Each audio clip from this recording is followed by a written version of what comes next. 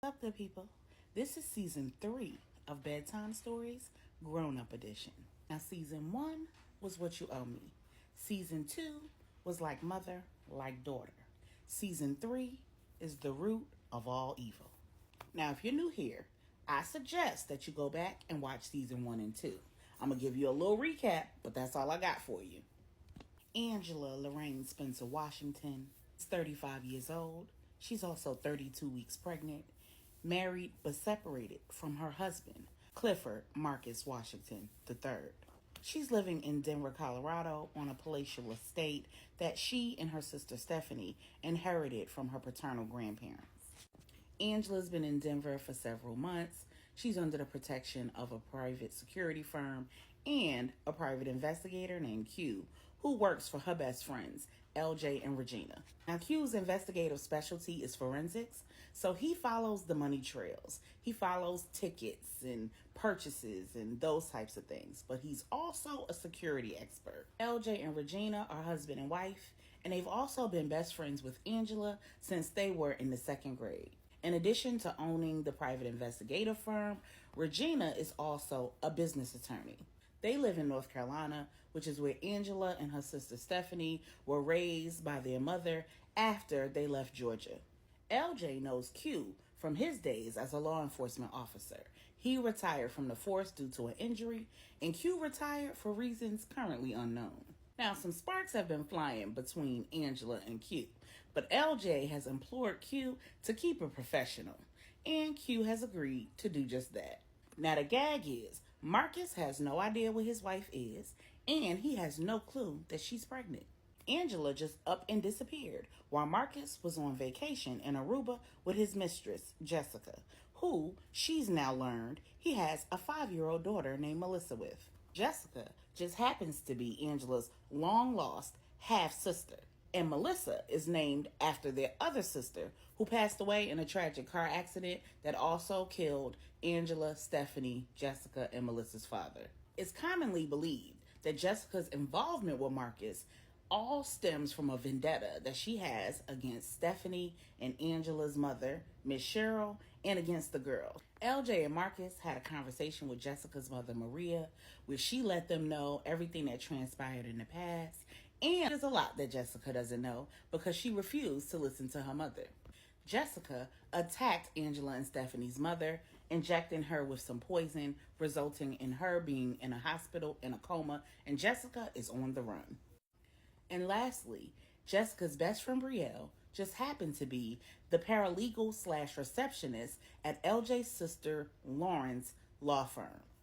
Now, Brielle put 2 and 2 together and figured out that her best friend Jessica was the mistress in the case that Lauren was working for her client Angela. And because of her relationship with LJ and Lauren and the help that they provided her when her sister was going through a domestic violence situation, and she decided that her loyalties would be with Lauren and LJ. And so she started spying on her best friend Jessica on behalf of LJ, Lauren, and Angela.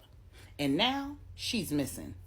Now that we've recapped, Regina is currently in Denver with Angela while Q is out of town.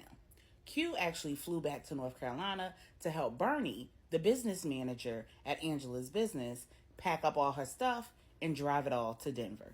Although Angela has private security that was secured by LJ, he feels more comfortable having somebody from the firm or the family there with her at all times. And since Regina is a licensed private investigator and licensed to carry, he feels comfortable with his wife there.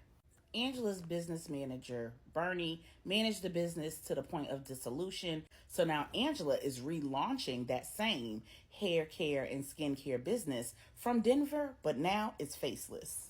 Now, Angela is an honest woman. She is saved, sanctified, highly educated, and there is nothing untowards going on as it relates to her relaunching this business. She actually has all proprietary and trademark rights to every product that she produced because sis has a dual bachelor's in biology and horticulture and a master's in business administration, and she used that education to create these products from scratch. So even though her and her husband were in business together, these products belong to her legally. Marcus provided the initial 10K investment to start up the business, but Angela did all the footwork. She got all the grants, she got all the loans, she got all the permits, she created all the products, the marketing, all of it.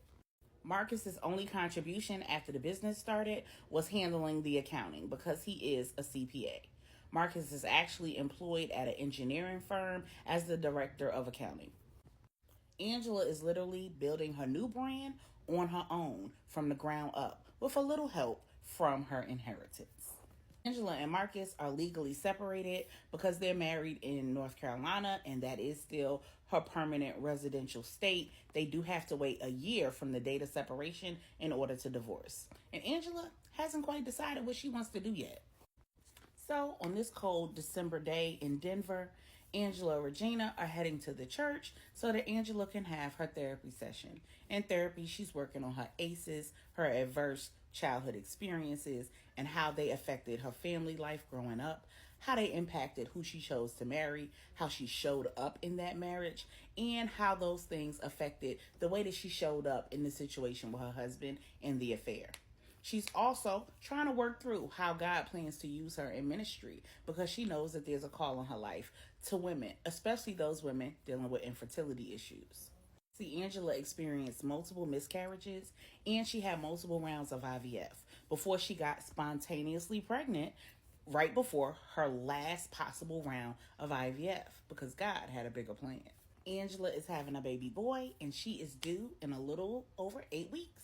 After her therapy session, her and Regina did a little retail therapy. They went and grabbed some lunch.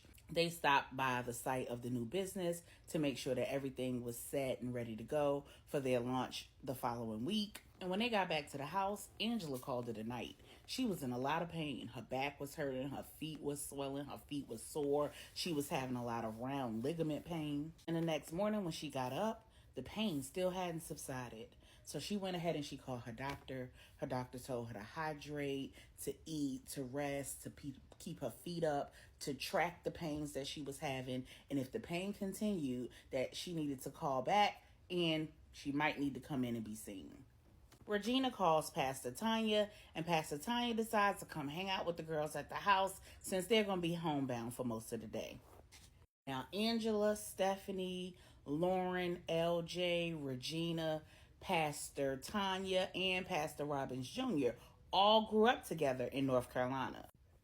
Pastor Tanya and Pastor Robbins Jr.'s father, Pastor Robbins Sr., had a church in Georgia, which is where Angela, Stephanie, and her mother originally were from. Pastor Robbins Sr. helped Angela's mother, Miss Cheryl, move to North Carolina when she was leaving her husband Angel with her girls. He opened a branch of his church in North Carolina, and that's where he went to pastor right before his retirement, and then he passed that church over to Pastor Robbins Jr. His daughter Tanya became a pastor at the Denver branch of that church. Now, Miss Cheryl's kids and the pastor's kids grew up almost like siblings because the pastor and Miss Cheryl had a real close relationship. So while Regina is catching Pastor Tanya up on all of the happenings in North Carolina, and they're talking about all of the things to do in Denver, Pastor Tanya asks Angela, "Where's Q?" Angela informs Pastor Tanya that Q has gone back to North Carolina to get Bernie and all of her stuff, that he flew to North Carolina, but he's driving back, and that drive is about 23 hours if you did it nonstop.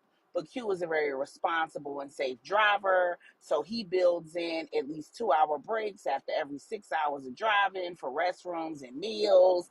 And then he builds in about 6 to 8 hours to sleep after every 16 hours of driving. So all in all, they should be back within about 40 hours. And she's pretty much expecting him to come back that night. While Angela's explaining all of this, Pastor Tanya and Regina are giving each other the eye. When she's done, Pastor Tanya says to Regina, "So, sis, am I the only one who noticed how your girl just lights up when Q's the topic of conversation?" Regina says, "Oh no, honey, I peeped game a long time ago. And if Angie know like I know, she'll pipe all that down." Angela asks Regina, "What do you mean? What do you know that you're not telling me about Q? And for the record, he and I are just friends and this is business. My days of putting my head in the sand until I suffocate are over. I need to know whatever it is that's going on here." Regina asks Angela, have you talked to my husband about your feelings for Q? Angela says, I just told you. I don't have any feelings for Q. What's going on here is simply, Regina says, stop it, best friend. Until you're ready to be honest with yourself and with LJ, you are not ready for the truth about Q.